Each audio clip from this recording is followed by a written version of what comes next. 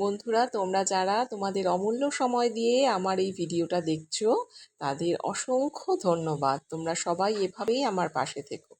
Good morning, কেমন আছো সবাই? মিতার ডেইলি ব্লগে তোমাদের সবাইকে স্বাগত জানাই। আজকে একটু তাড়াতাড়ি উঠেছি, মানে ওই 6টায় উঠি। এখন আজকে 6:45 নাগাদ উঠে গেছি।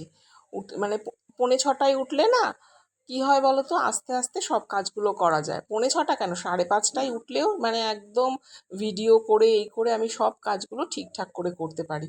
নইলে না একদম 6টায় উঠলেই ভিডিও করাটা খুব কষ্ট হয়ে যায়।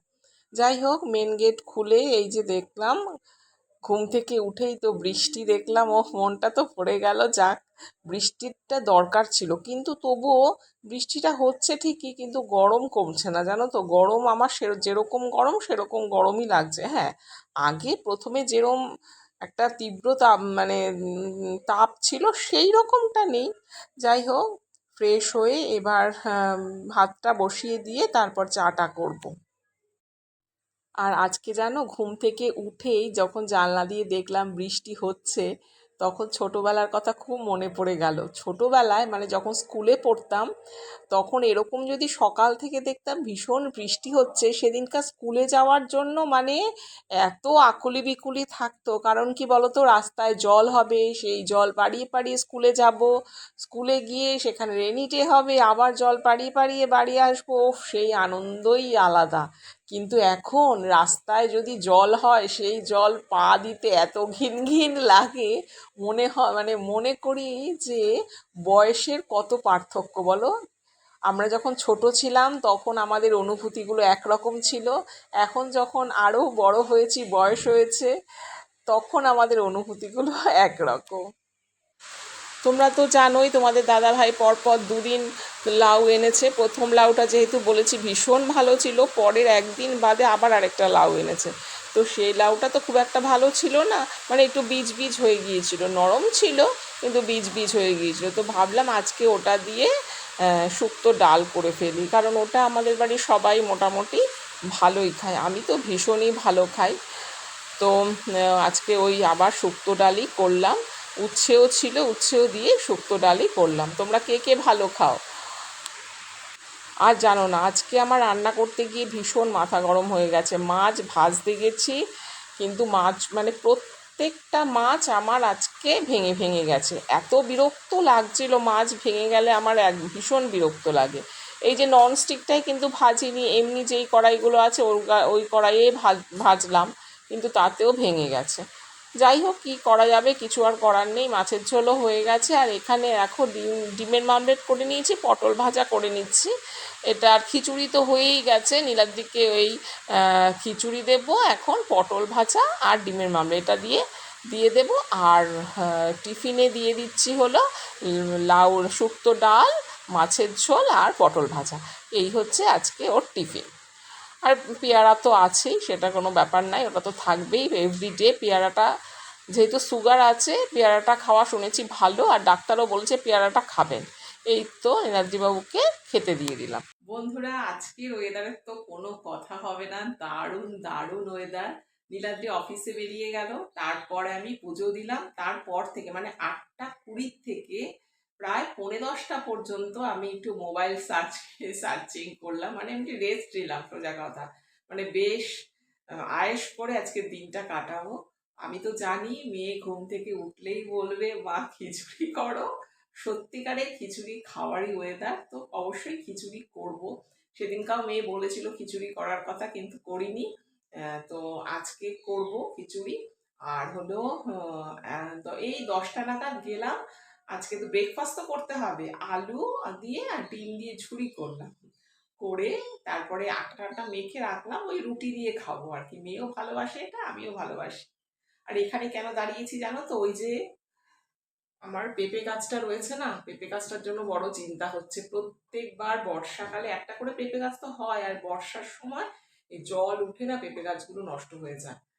সেই জন্য বারে বারে এসে দেখছি জল কতটা উঠেছে পিছন দিক দিয়ে, পিছন দিকটায় জল উঠে যায় তো খুব কষ্ট হয় জানো তো। দেখা যাক এবার বাঁচাতে পারি কিনা। তো চলো, মেয়ে তো ঘুম থেকে উঠে গেছে, এখন ইয়ে করব, রুটিটা করব। রুটি করে নিয়ে তারপরে একটু পরে। কালকেই ভেবে রেখেছিলাম জানো তো, আজকে ব্রেকফাস্টে রুটি করব আর আলু দিয়ে আলু ভাজা করব, তার মধ্যে ওই ডিম ঝুরি করে মানে ঝুড়ো করে সেটা দিয়ে দেব, একটু ঝাল ঝাল করে করব। ওটা মেয়েও ভালো খায়, আমিও ভালো খাই, ওটাই ভেবেছি করব, মানে প্ল্যান করে রেখেছি। আর ব্রেকফাস্টের প্ল্যানটা যদি আগের দিন না করে রাখি না, কি যে করব মানে ভেবে উঠতে পারি না। আর রুটির সাথে তরকারি একটু আমার মেয়ের মনপসন্দ না হলে খুব মুশকিল খাওয়ানো, এমনিতেই তো রুটি পছন্দ করে না, তার উপর যদি আবার আমি ওর মনপসন্দ কিছু তরকারি না করি তাহলে তো খাবেই না। খাবে, তখন কি করবে বলো তো, রুটিটাকে বাটার দিয়ে মাখবে, ব্যাস মা এটাতেই হয়ে যাবে, তুমি খেয়ে নাও না তরকারি, এই বলবে। খাবে, সেটাতে কোনো অসুবিধা করবে না, খেয়ে নেবে, কিন্তু ওই তরকারিটা খাবে না। তাও একটু মানে চেষ্টা করি যে ওর মনপসন্দ তরকারিটা করার। আর নইলে কখনো কখনো কি করি বলো তো, একটুখানি ভুজুং ভাজুং দিয়ে খাইয়ে দিই, খেয়ে নে মা। যাই হোক, আজকে তো ছাড়া দিনই বৃষ্টি, তো আমি তো জানি আমার মেয়ে আজকে ভাত খাবে না, কিন্তু সকালে তো আমি ভাত করে ফেলেছি। তো ভাবলাম না, মেয়েটা আগের দিনও বলেছিল যে খিচুড়ি খাবে, তো আজকে খিচুড়িটা করি। তো কি করলাম, আমার ঘরে গোবিন্দভোগ চাল ছিল না, কালকেও দেখো গ্রসারি থেকে এলাম কিন্তু ভুলে গিয়েছি। তো আজকে আবার সুচিত্রাকে বলে দিলাম ফোন করে যে সুচিত্রা তুমি যখন আসবে একটু আমাকে গোবিন্দভোগ চাল এনে দিও তো, তো আমি এসে টাকা দিয়ে দেবো। তো ও যাই হোক নিয়ে আমাকে এনে দিল। তো এই 11:15 নাগাদ ও দিয়ে গেছে, আর সঙ্গে সঙ্গে আমি বসিয়ে দিয়েছি। এই দেখো খিচুড়ি করে, আজকের খিচুড়িটা খুব ভালো লেগেছে জানো তো, খেতে ভীষণ ভালো লেগেছে। তো মনেই হচ্ছে না যে আমি মুসুর ডাল দিয়ে খিচুড়ি করেছি, মানে একদম মানে মনে হচ্ছে যে পুজোর সময় আমরা মানে পুজো টুজো হলে যেরকম খিচুড়ি সেরকম মনে হয়েছে, খুব ভাল লেগেছে খেতে। যাই হোক, খিচুড়ির সঙ্গে আলুর দম আমার ভীষণ ভালো লাগে, বা লাবড়া লাবড়া, অত জিনিসপত্র নেই সবজি একদম। তো মানে আজকে শুক্রবার, শনিবার তো বাজার হয়, একদম বাজার প্রায় শেষই। আলু ছিল, আলুর দম ভেবেছিলাম করব জানো তো, কিন্তু পারলাম না, মানে প্রচণ্ড টায়ার্ড লাগছে, প্রচণ্ড টায়ার্ড লাগছে। ভাবলাম যে ঠিক আছে ছেড়ে দিই, ওই ডিমের মামলেট করব, আর পাঁপড় আছে, পাঁপড় ভেজে নেবো এটা দিয়ে। আর জানো না, এই যে জামা কাপড়গুলো দেখছো, দুদিন ধরে আমি না এগুলো ভাঁজ করতে পারিনি, মানে সত্যি সময়ই পাচ্ছিলাম না, একেবারেই সময় পাচ্ছিলাম না। তো আজকে ভাবলাম না, এগুলো এরকম অগোছালো হয়ে আছে, আজকে এগুলো পরিষ্কার করতেই মানে ভাঁজ করতেই হবে। নীলাদ্রি অনেক সময় কি করে, যখন মানে ও যদি ফ্রি থাকে, যখন যদি দেখে যে রয়েছে ভাঁজ করা নেই জামা কাপড়, ও কখনো কখনো ভাঁজ করে দেয়। তো ও সময় পাইনি, একদম সময় পাইনি, তো আজকে আমি এই সময় পেলাম, এই ভাঁজ করে নিচ্ছি। কিন্তু আমার আজকেও প্রচণ্ড টায়ার্ড লাগছে, অস্থির হয়ে যাচ্ছি। যাই হোক, কি করা যাবে, করতে তো হবেই, মানে কতদিন আর এরকমভাবে রেখে দেব। যাই হোক, সবগুলোকে সুন্দর করে ভাঁজ টাজ করে, আবার কি বলতো, গ্রসারির জিনিস এসেছে সেইগুলো, চাল এসেছে সেইগুলো সমস্ত রাখতে হবে। তো আজকে ভাবছি চালটা আর আজকে মানে প্যাকটা খুলবো না, কিন্তু গ্রসারির জিনিসগুলো খুলে যেখানকার জিনিস সেখানে রাখতে হবে। শুধু আজকে মানে রিফিলিং করব না, ওটা এমনি আজকে ঢুকিয়ে দিই, যেখানে রাখি সেখানে ঢুকিয়ে দেবো, আর রিফিলিংগুলো কালকে করব। ভিডিওটি দেখতে দেখতে যারা এতদূর পর্যন্ত এসেছো, আশা করি আমার ভিডিওটা তোমাদের কিছুটা হলেও ভালো লেগেছে। যদি ভালো লাগে প্লিজ একটা লাইক করে দিও, আর তোমাদের যদি কোনো কমেন্ট করার থাকে অবশ্যই কমেন্ট করো, আমার কমেন্ট করলে বেশ ভালো লাগবে। আর তোমরা যারা সাবস্ক্রাইব করেছো তাদের অসংখ্য ধন্যবাদ, আর যারা সাবস্ক্রাইব করোনি, যদি মনে করো আমার ভিডিওটা তোমাদের ভালো লাগছে তাহলে প্লিজ সাবস্ক্রাইব করে দিও। আর এই দেখো গ্রসারির সমস্ত জিনিসপত্রগুলো দিয়ে গেছে, আমরা তো যাই যেই শপটায় যাই আর কি, সেখান থেকে সমস্ত জিনিস নিয়ে ওদের বিল টিল মিটিয়ে দিয়ে আসি, ওরা হোম ডেলিভারি দিয়ে যায়, এটা একটা সুবিধে। কিন্তু কি বলতো, ওরা দোতলায় উঠায় না, ও দোতলায় ওঠালে আবার 30 টাকা চার্জ নেবে। আমি বললাম দরকার নেই, দোতলায় আমি উঠিয়ে নেব, শুধু বাড়িতে পৌঁছে দাও তাহলেই হবে। কিন্তু এবারের জিনিসগুলো না সব একবারে এনেছি, সেজন্য ওঠাতে মানে আমার দোতলায় ওঠাতে বেশ কষ্টই হয়েছিল। প্রত্যেকবার কি করি, মানে 2-3 দিনে যাই, ওই 3 ভাগে আনি, তাহলে আমার ওঠাতে কষ্ট হয় না।